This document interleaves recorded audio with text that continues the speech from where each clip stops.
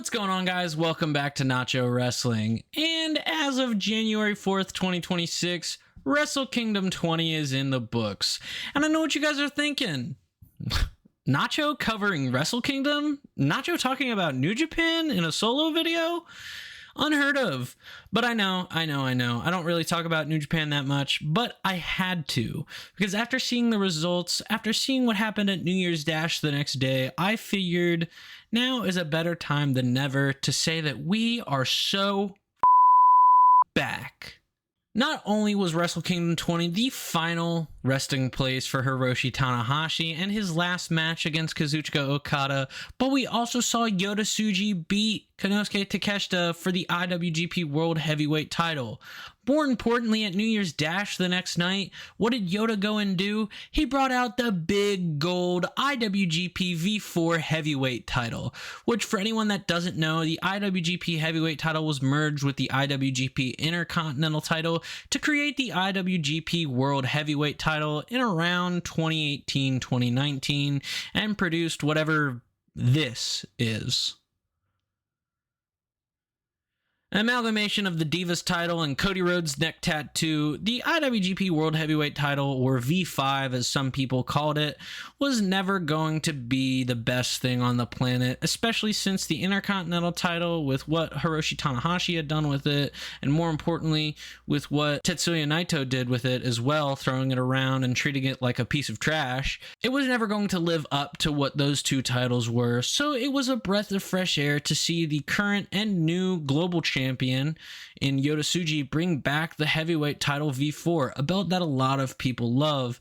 And even Hiroshi Tanahashi, the president of New Japan, has officially recognized Yota as the 87th IWGP heavyweight champion, meaning that this lineage is back to being active. I see Yota bringing back this belt as a sort of refresh and restart and new jumping off point for New Japan in the year 2026. Not only was this a callback to their glory days of 2016 to 2018 when a lot of gaijins were taking over in New Japan, but this also is a good starting point for new New Japan fans. Fans that just got here and were like, who's Hiroshi Tanahashi? Why is he having his last match? Is he copying John Cena?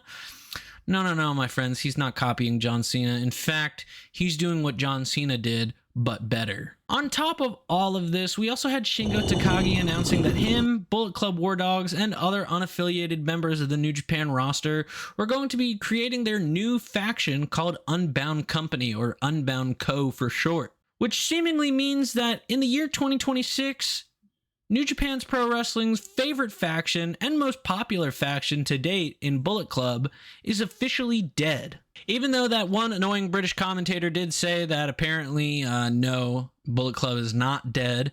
You'll see later on what this means. I'm not sure exactly how to feel about that. I like the idea of Bullet Club being put on ice for a while. Bring it back, when you have enough, non-Japanese wrestlers, or gaijins as they're called, come through the woodworks and be able to reform Bullet Club in a new way and a new sound, so to speak.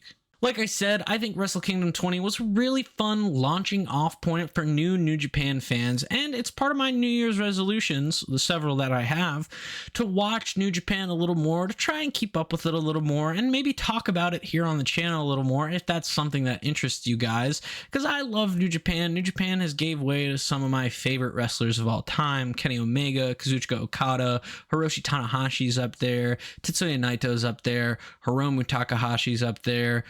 I could keep naming names of all the guys from New Japan's history that I like and appreciate, but I think it's better to just say that if you want to find some new wrestling to watch this year in 2026, if AEW isn't your thing and WWE is too shitty for you, hey, I get it.